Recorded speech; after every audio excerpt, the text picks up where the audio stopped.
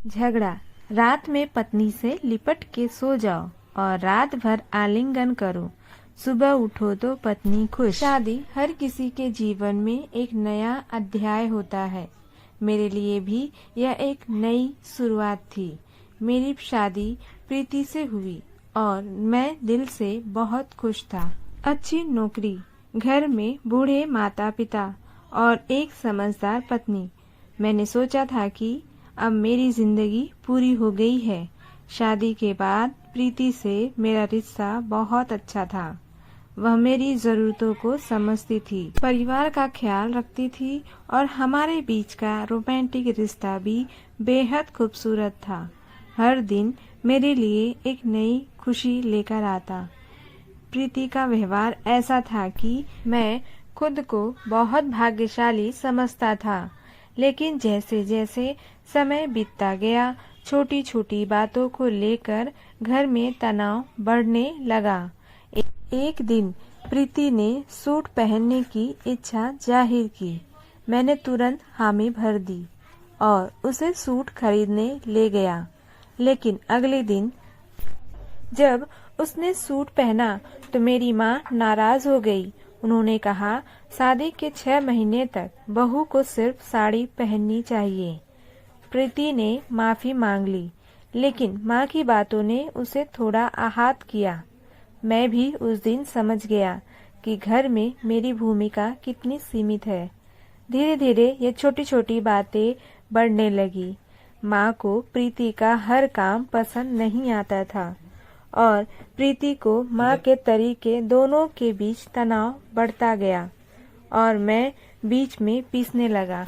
मैंने माँ को समझाने की कोशिश की कि नई बहू को समय देना चाहिए और प्रीति को समझाए कि माँ की उम्र हो चुकी है, उन्हें बदलने की उम्मीद नहीं करनी चाहिए। लेकिन दोनों अपनी अपनी जगह सही थी और किसी का समझौता करना मुश्किल था। धीरे धीरे घर में झगड़े बढ़ने लगे। मैं ऑफिस से लौटता तो एक तरफ माँ प्रीति की शिकायत करती और दूसरी तरफ प्रीति माँ की। मुझे घर में आने का मन नहीं करता। एक दिन मेरे पिताजी ने मुझे समझाया कि यह समस्या नई नहीं है। हर शादीशुदा पुरुष को ऐसी स्थिति का सामना करना पड़ता है। उन्होंने मुझे एक सुझाव दिया, घर छोड़कर कुछ दिन बाहर रहो। मैंने पिताजी की बात मान ली। एक दिन घर में झगड़ा हुआ और मैं बिना कुछ कहे ऑफिस से सीधे अपने दोस्त के घर चला गया। माँ और पत्नी का फोन आया, लेकिन मैंने सिर्फ इतना कहा कि मैं अब घर नहीं लौटूंगा। 1 हफ्ते तक मैं घर से बाहर रहा। इस दौरान माँ और प्रीति दोनों ने महसूस किया कि मेरी गैर मौजूदगी ने उन्हें कितना प्रभावित किया। दोनों ने मुझे मनाने की कोशिश की और उनका झगड़ा धीरे धीरे कम होने लगा। जब मैं 1 हफ्ते बाद घर लौटा तो घर का माहौल पहले से बहुत शांत था। माँ और प्रीति ने आपस में समझौता कर लिया था। अब वे एक दूसरे की भावनाओं का ख्याल रखती हैं। आज हमारी शादी को 5 साल हो गए हैं और हमारा एक बेटा भी है।